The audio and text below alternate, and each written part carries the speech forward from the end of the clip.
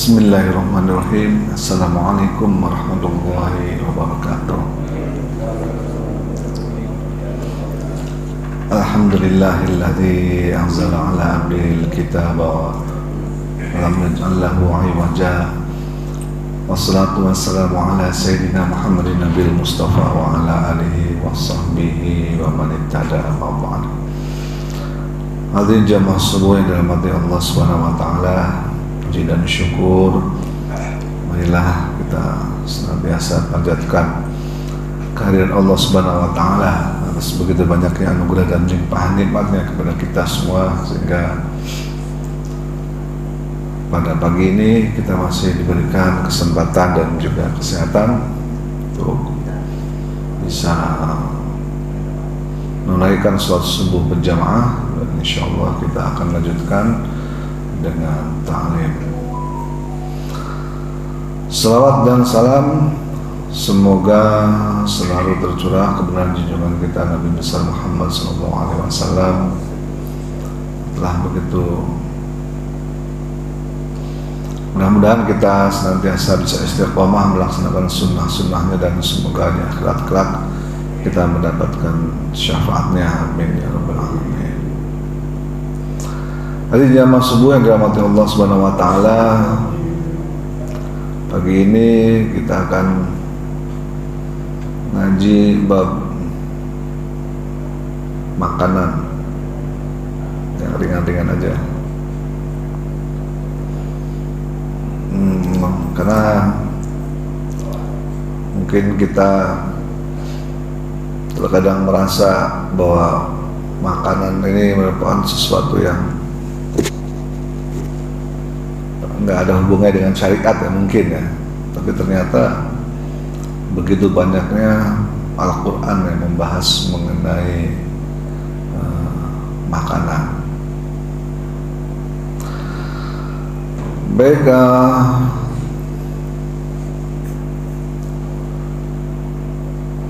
kita akan melihat ke surah Al-Baqarah ayat 168.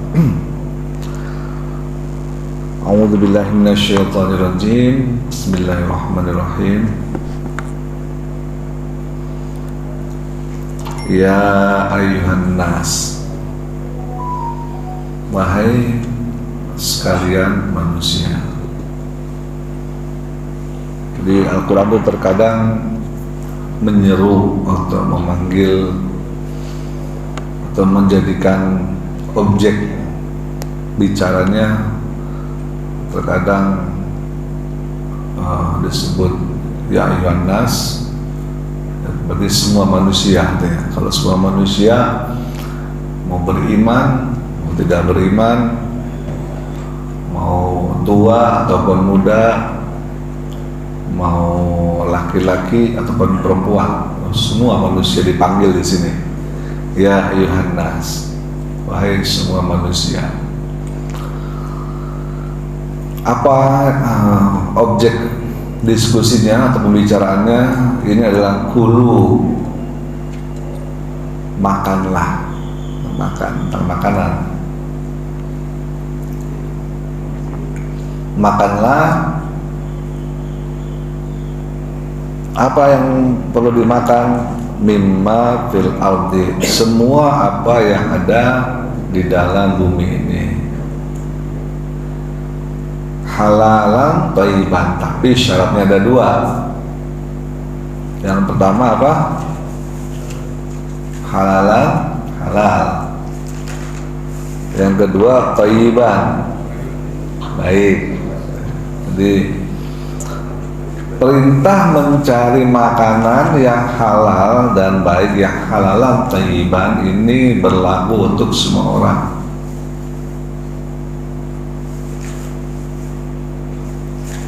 Kok semua orang? Emangnya yang non muslim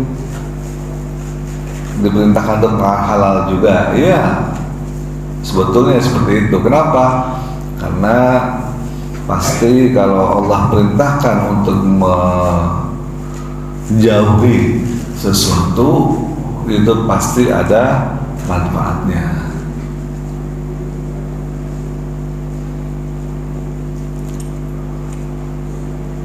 baik bagi non muslim maupun baik bagi muslim ataupun non muslim.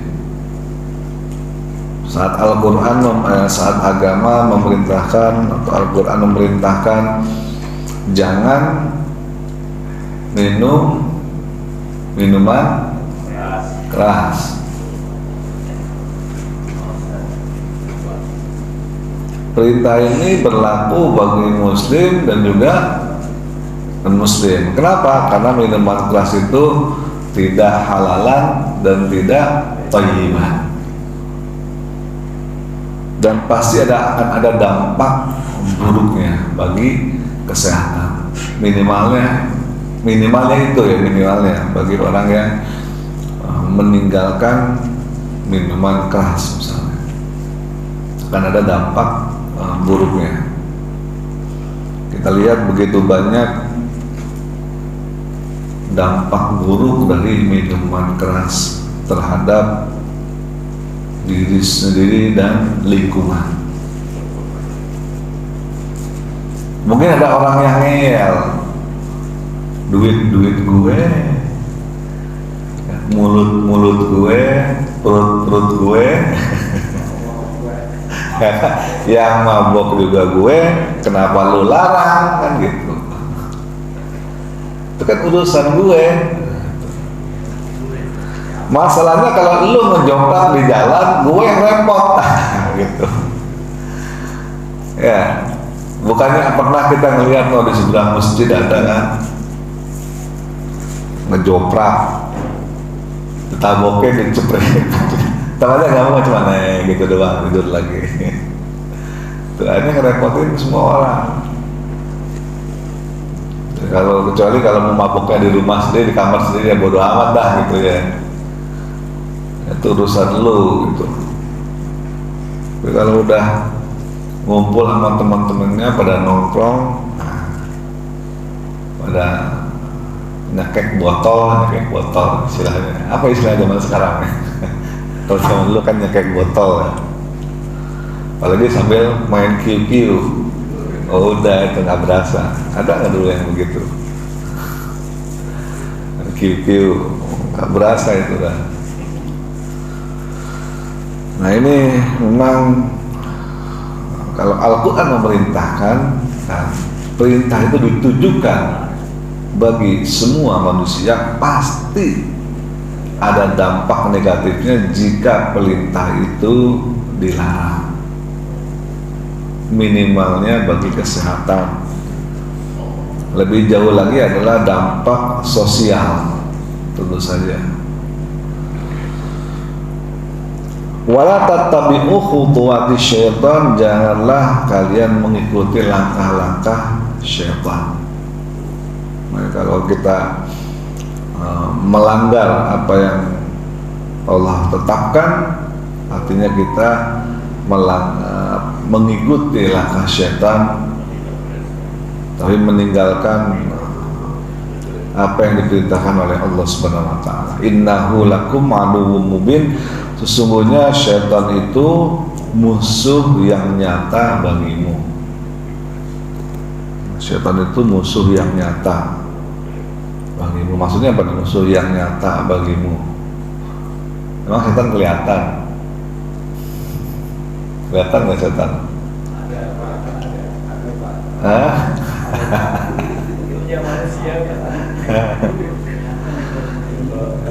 Setan itu adalah musuh yang nyata bagimu. Berarti nyata ya, betul-betul kelihatan. Kelihatan bukan berarti dalam bentuk fisik atau wujudnya. Ada nggak yang pernah lihat setan?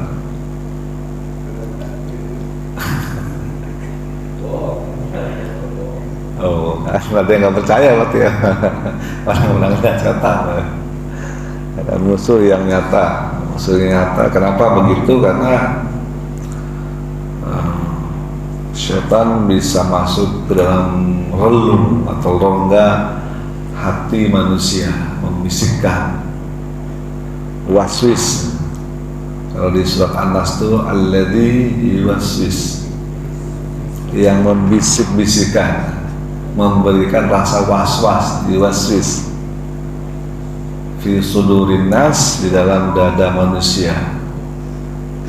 Ada dua golongan setan itu, minal jinnati wan nas, dari golongan jin dan manusia.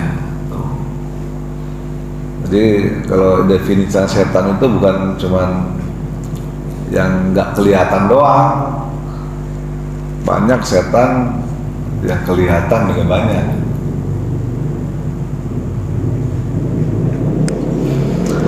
Baik jemaah subuh yang dirahmati Allah Subhanahu wa taala, ada satu syarat lagi selain halalan dan thayyibah. Di dalam ayat yang lain Allah katakan kulu washrabu, makanlah dan minumlah kalian, wala tusrifu, tapi jangan berlebihan. Innallaha la yuhibbul musrifin. Sesungguhnya Allah tidak menyukai hal-hal yang berlebihan.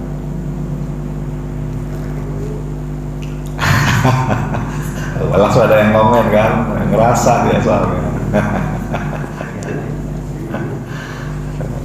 Boleh makan kambing boleh, gua bilang lah, tapi jangan berlebihan. Ya kan, ingat teman. Makan durian boleh, tapi jangan berlebihan. Yang berlebihan dia secukupnya aja gitu.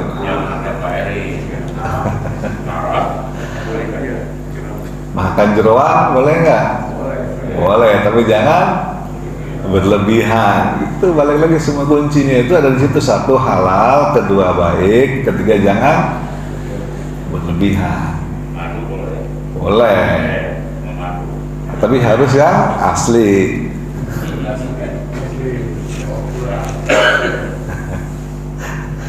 Gitu ya. Jadi syarat kita memakan yang pertama halal, yang kedua baik. Bukan cuma halal dan baik doang. Kita kan selama ini cuma halalan thayyiban gitu kan, yang halal dan baik. Harus ada syarat yang ketiga sebetulnya yang memang tidak berada di dalam satu ayat, tapi ada di dalam ayat yang lain tadi. Wala tusrifu, jangan berlebihan, makan secukupnya aja.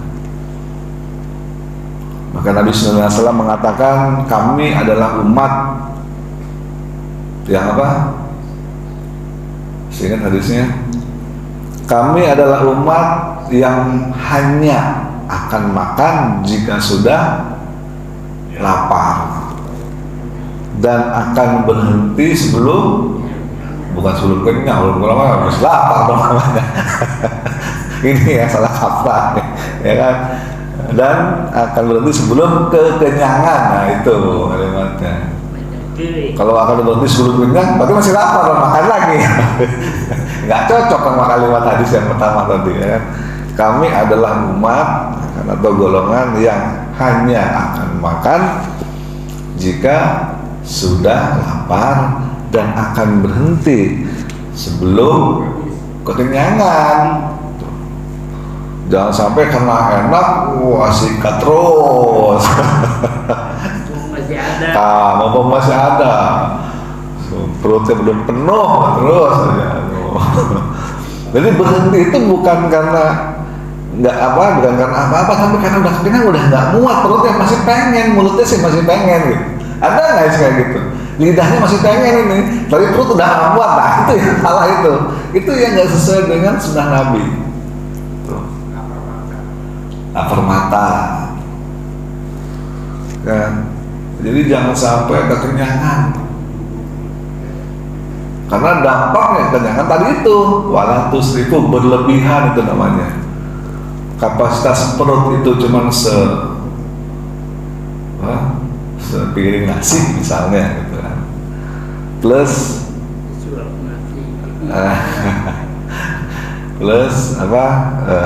rendang misalnya kan, satu sayur, itu kapasitas standar. Cuman karena rendangnya enak,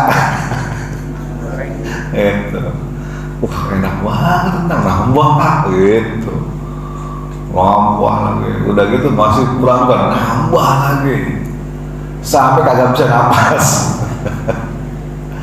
aduh gua kekenyangan. Nah ini nih yang bahaya nih. Jangan sampai. Jadi jangan cuma mencari yang halal dan baik, melainkan juga jangan berlebihan. Harus berhenti sebelum kekenyangan. Kalau udah berasa kenyang, udah langsung berhenti gitu. Baik jamaah subuh yang dirahmati Allah Subhanahu wa taala. Kita loncat ke ayat 172.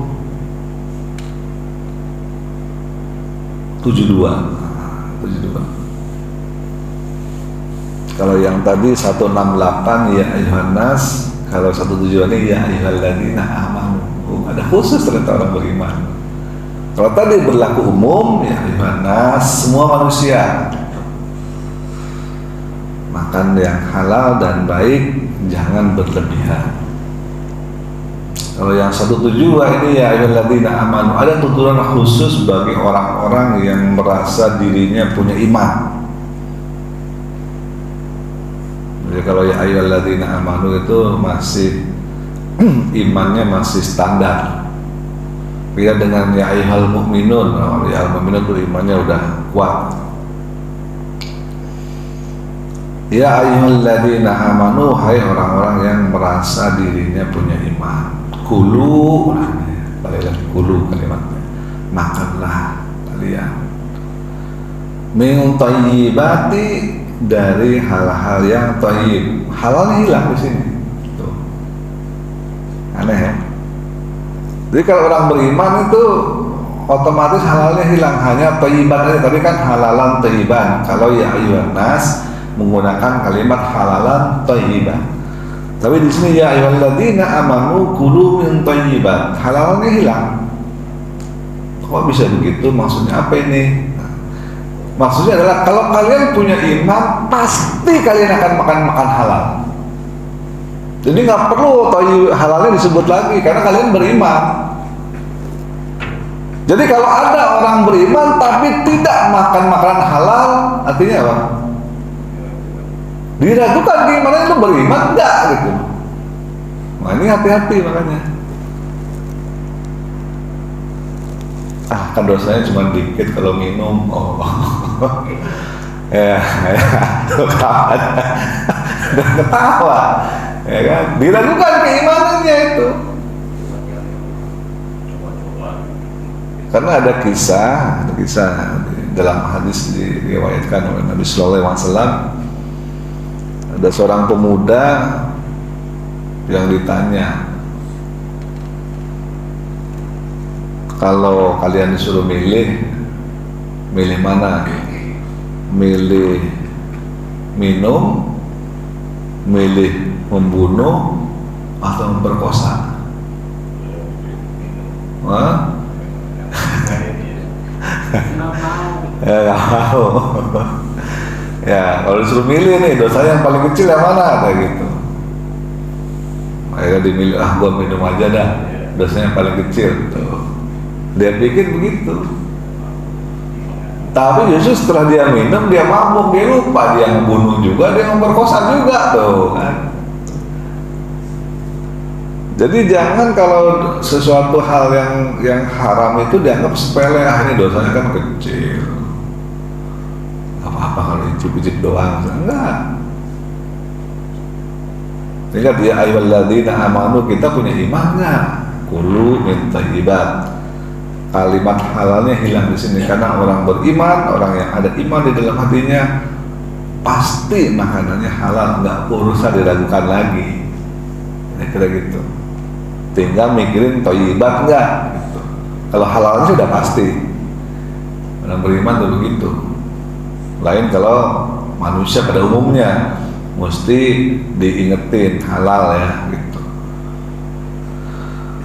Kulu min thayyibati, makanlah kalian dari makanan hal-hal yang baik dan pasti halal karena kalian beriman.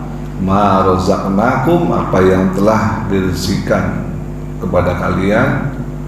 Washkuru lillah, dan bersyukurlah kepada Allah in kuntum iyyahu ta'budun, jika kalian betul hanya menyembah kepada Allah Subhanahu wa taala. Jadi Di samping makanannya pasti halal, diingatkan juga di sini kembali makanannya harus baik. Bedanya halal sama baik itu apa sih? Bedanya apa? Kok kenapa harus halal dan thayyib? Kenapa enggak halal aja gitu? Apakah semua makanan yang halal itu pasti baik? Belum tentu. Nah, itu dia. Ya, tidak semua makanan halal itu baik. Tuh. Misalnya obat tensi, makanan halal nggak halal, baik nggak? Baik bagi yang punya tensi. Kalau yang bagi yang nggak punya tensi minum obat itu bahaya malah justru. Yang punya darah rendah misalnya minum obat itu bahaya. Durian halal nggak? Halal. Tapi bagi Pak Eri haram katanya gitu, haram gua makan durian haram ya. Biarin aja, haram bagi dirinya sendiri. Makan durian dirinya sendiri ya, terserah. Itu urusannya dia.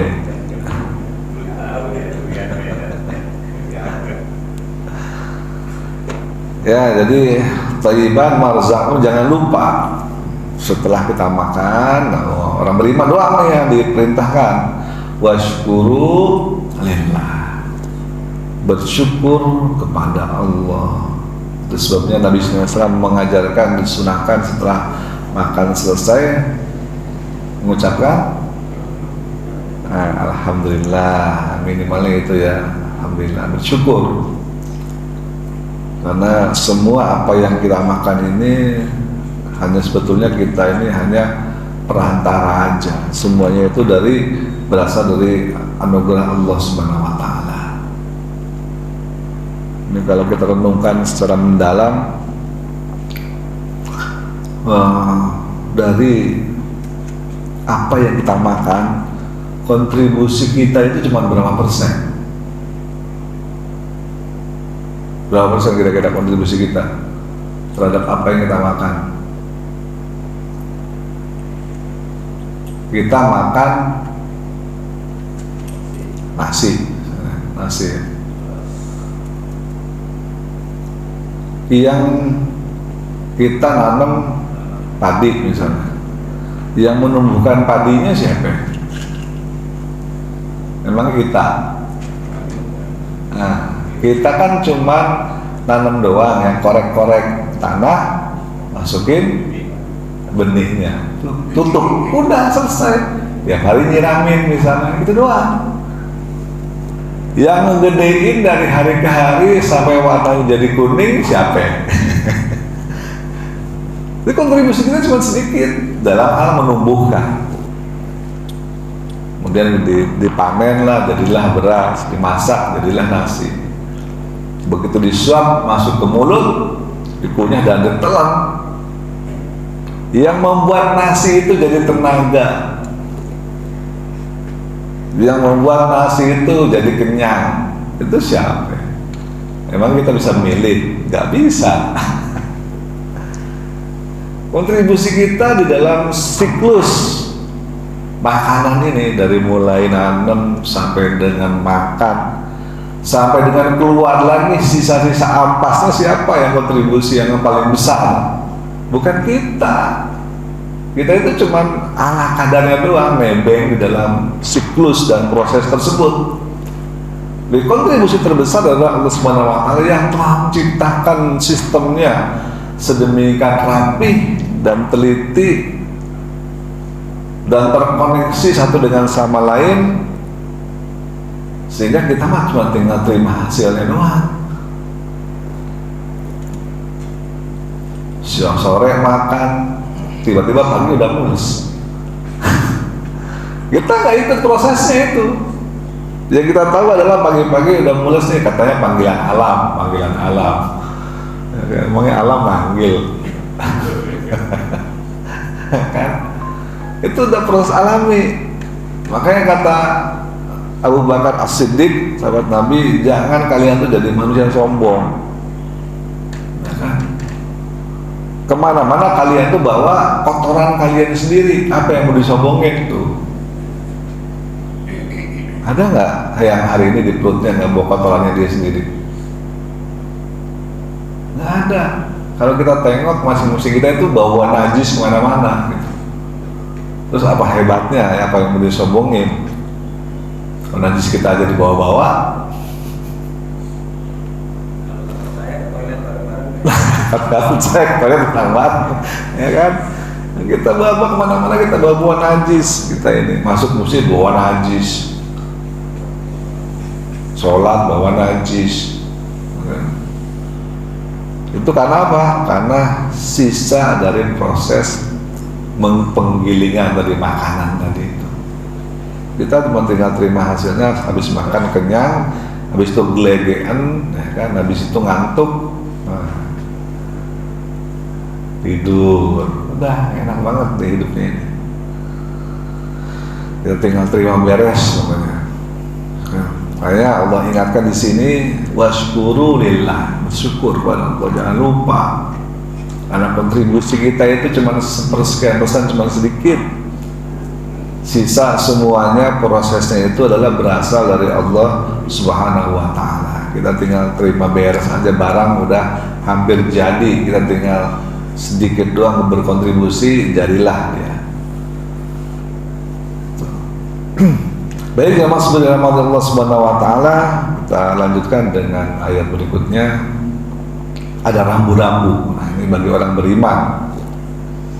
Kalau tadi bagi manusia semua tidak ada rambu, pokoknya yang penting halal thayyiban. 173 ini memberitahu kepada kita rambu-rambunya, rambu-rambu utama mengenai makanan. Innama harrama alaikumul maitah. Maitah, sesungguhnya diharamkan bagi kamu al-maitah, mayit atau bangkai. Jadi kita tidak boleh memakan bangkai. Apa definisi bangkai? Kadang-kadang kita ya, kalau sekilas mah siapa juga yang mau makan bangkai, kan gitu, sekilas. Karena bangkai memang menjijikkan. Dia kalau bangkainya bangkai tikus, bangkai kucing, kalau bangkai ayam, nah ini makanya harus hati-hati. Apakah kalau kita makan ayam, makan daging sapi, makan daging kambing, itu dagingnya daging bangkai apa daging halal? Nah itu harus hati-hati. Karena banyak kalau kita nonton ya di YouTube atau di mana itu, di Facebook, ayam namanya tiren. Apa itu? Mati kemarin itu. Jadi kita harus hati-hati, lihat, pastikan bahwa ayam ini disembelih, bukan ayam tiren. Nah, kecuali ikan. Kalau ikan itu halal bangkainya, kata Nabi begitu dijelaskan dalam hadis. Ikan itu halal bangkainya. Jadi saat kita memilih daging harus hati-hati, pastikan penjualnya itu muslim misalnya, dan pastikan dia disembelih secara syar'i. Karena begitu banyak sekarang ini, ya kan, karena orang pengen untung besar, ayam-ayam tiren diakal-akalin gimana caranya supaya bisa terjual dan harganya murah. Jadi hati-hati kalau beli barang yang misalnya harga murah, jangan-jangan ini tiren, pastikan aja. Bukan kita suudzon, tapi kita harus hati-hati memastikan bahwa apa yang kita makan ini adalah sesuai dengan syariat. Karena jelas di dalam Al-Quran dikatakan al-maitah atau bangkai itu adalah haram, dan definisi bangkai bagi binatang itu adalah yang tidak disembelih secara syar'i kemudian kita makan, maka itu jatuhnya adalah bangkai dan itu haram untuk dimakan. Lagi kalau pergi ke luar negeri ya, mungkin yang pernah keluar negeri ya, nggak usah keluar negeri lah, nggak usah jauh-jauh, kita pergi ke Bali aja misalnya, itu hati-hati, banyak sekali makanan yang tidak sesuai dengan syariat. Hah? Nah di Solo juga ada. Solo, apalagi kameramen yang pernah makan kameramen. Namanya Sengsu, tidur. Enak orang, enak. Gue ngerti orang itu apa? Sengsu asu, aku dikadalin. Ya Pak, Pak, enak makan sengsu. Itu hati-hati, kalau nggak tahu tanya dulu ini tongseng apa gitu kan. Kalau tongseng kambing pastikan yang jualnya muslim dan insya Allah halal lah. Tongseng sapi juga jangan sampai kita makan sengsu atau tongseng asu. Itu banyak di daerah Jogja, Solo dan sekitarnya. Hati-hati.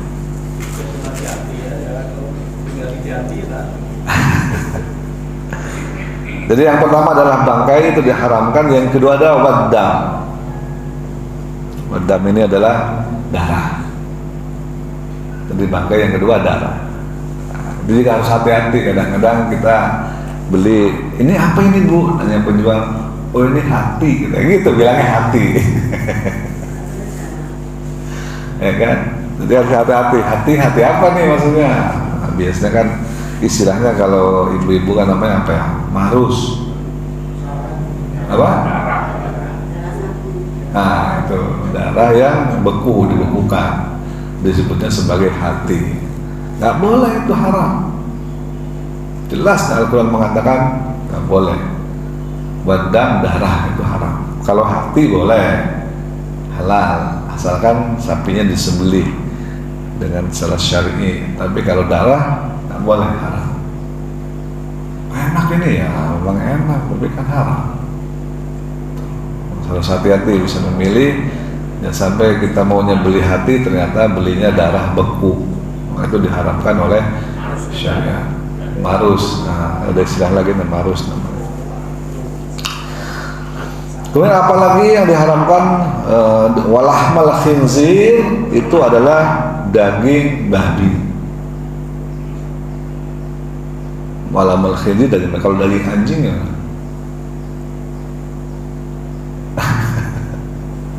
Daging anjing halal apa haram? Haram, kata mazhab Syafi'i, kata mazhab Syafi'i loh. Kalau mazhab lainnya ada yang menghalalkan. Mana dalilnya daging anjing haram? Nggak ada dalilnya. Emang nggak ada dalilnya.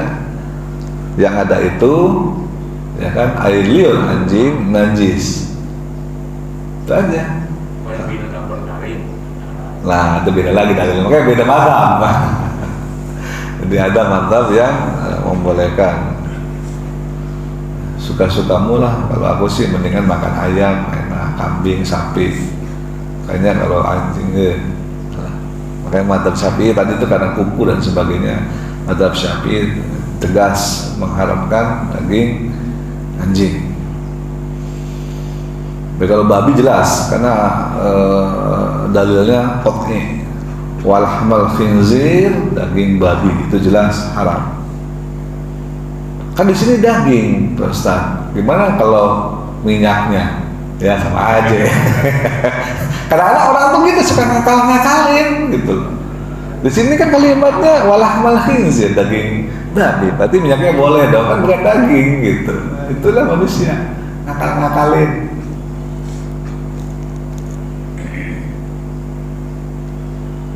Daging babi, tentu minyaknya haram juga ya, karena itu bagian dari itu. Minyak itu kan asalnya dari daging. Dan apalagi wama uhilla bihi li ghairillah, dan semua hal yang disembelih tidak di atas nama Allah Subhanahu wa taala itu adalah haram. Termasuk para ulama menjelaskan yang tidak atas nama Allah itu bukan cuma sembelihan doang, tapi ada sesajen. Ada sesajen nih buat penghuni pohon. Boleh nggak sajinya dimakan? Nah, itu kan bukan atas nama Allah, haram itu hukumnya. Nggak boleh kita makan sajen. Ya bukannya takut kesurupan, enggak. Tapi emang nggak boleh, itu kan dipersembahkan untuk setan, untuk jin. Lalu kita makan, jangan. Nah itu. Itu bukan atas nama Allah, dipersembahkan untuk itu. Para ulama mengatakan itu nggak boleh. Jangan kita makan makanan yang sesajen itu, karena itu termasuk bagian dari makanan yang haram. Jadi makna daripada li ghairillah itu bukan atas nama Allah, bukan tidak hanya sekedar sembelihan yang disembelih tidak atas nama Allah, tapi juga termasuk di dalamnya adalah sesajen. Terkadang yang dilema itu adalah kalau kita melihat ada kambing ketabrak, udah kejut gimana itu? Hah? Nah, ya, kalau yang paham cepetan sebelum kambing itu mati, cepetan dipotong dengan membaca Bismillah. Pastikan supaya waktu dia mati itu karena disembelih secara syar'i, bukan karena ketabrak. Jangan sampai udah kejut-kejut ketabrak keburu mati, ya udah mati, udah potong aja. Nah, jangan sampai kayak gitu. Ya, lupa kalau misalnya terjadian sampai kayak gitu, kambingnya ketabrak dan kejut-kejut dan mati baru dipotong, itu berarti kambingnya haram. Nggak boleh itu dimakan. Sayang banget ya kalau dibuang. Ya bukan masalah sayang nggak sayang, udah dari keburu haram nggak boleh, itu jangan dimakan. Masih hidup kambingnya. Hah? Kambing kan ketabrak ya, kambing ketabrak ya kan, keburu mati, habis mati terus dipotong, nah itu loh, udah potong aja, kan nggak ada yang tahu ini, ya itu dia, ya justru di situ banyak kejadian di masyarakat kita. Hati-hati jangan sampai kita memakan hal seperti itu, karena itu adalah haram untuk dimakan. Nah kalau berburu beda, itu ada dalilnya, ada hadisnya. Kalau berburu, tapi dengan syarat, kata para ulama, perburuannya itu misalnya oleh hewan ya, hewannya itu sudah terlatih. Oleh anjing, diburu oleh anjing sudah terlatih memang untuk berburu, itu boleh. Itu misalnya berburu kijang, yang memburu adalah anjing, dia matinya karena dimakan anjing, itu boleh kata para ulama. Atau berburu karena mati karena dipanah misalnya, itu juga boleh. Jadi untuk perburuan memang ada pembahasan khusus di dalam fikih, dalilnya itu diperbolehkan menggunakan panah ataupun menggunakan hewan yang dilatih untuk berburu, itu diperbolehkan dan itu halal untuk dimakan. Karena mic-nya mati, ya sudah, kita akhir aja. Ada yang mau bertanya? Ya. Itu yang hidup di dua alam. Oh, yang di dua alam itu adalah hayun fid daraini, istilah fikihnya ya, hidup di dua alam itu juga termasuk haram. Nggak boleh di dua alam, nggak boleh. Kodok hidup di dua alam itu kan. Ada tuh yang ngomong sapi juga hidup di dua alam, itu sapi ini mulu berendam mulu kayak gitu. Nah, makanya definisinya adalah hayun fid daraini, bisa napas di air, bisa napas di darat itu. Artinya kalau dicemplungin kepalanya ke air dia hidup, nggak mati. Nah berarti itu hidup di alam. Ditarik ke darat juga dia tetap hidup, mau mati. Nah itu makanya hidup di dua alam. Bagaimana dengan kepiting? Nah ini dia. Para ulama sebetulnya mengklasifikasikan. Ada kepiting itu ada yang tipenya itu hidup di air aja. Warnanya itu hijau, apa tuh namanya itu ya? Rajungan ya? Ya boleh. Ya gitu. Oh ya silakan Pak Zul. Waalaikumsalam warahmatullahi wabarakatuh. Dalam kehidupan kita sehari-hari itu Allah sudah memberikan rambut rambu-rambu ya, seperti tadi Iya. makanlah yang halal dan baik ya tadi beriman ya. Makanan yang baik ya kan. Nah, itu kan dulu tadi kemudian tadi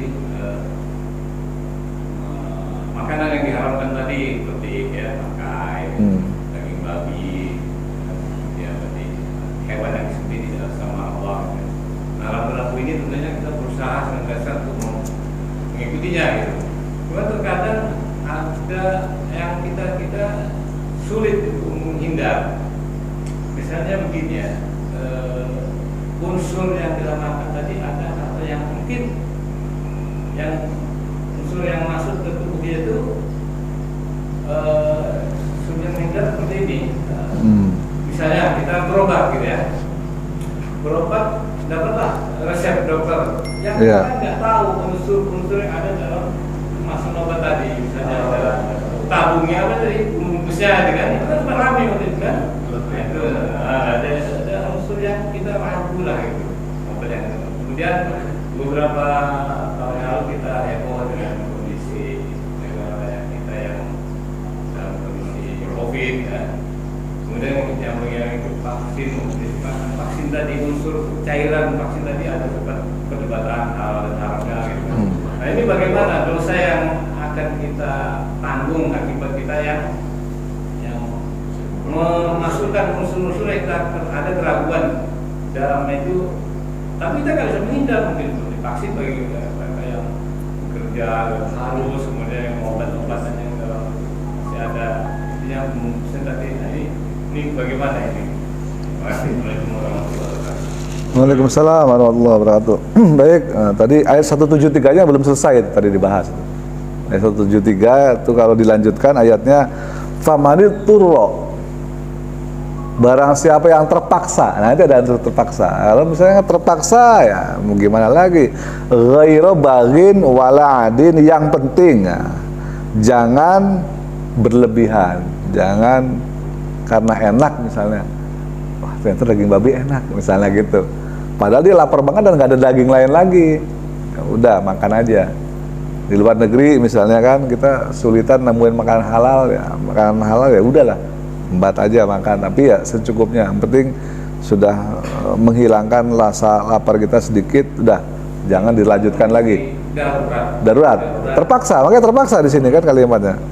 Famanit turro itu terpaksa. Kasus COVID kemarin itu juga terpaksa.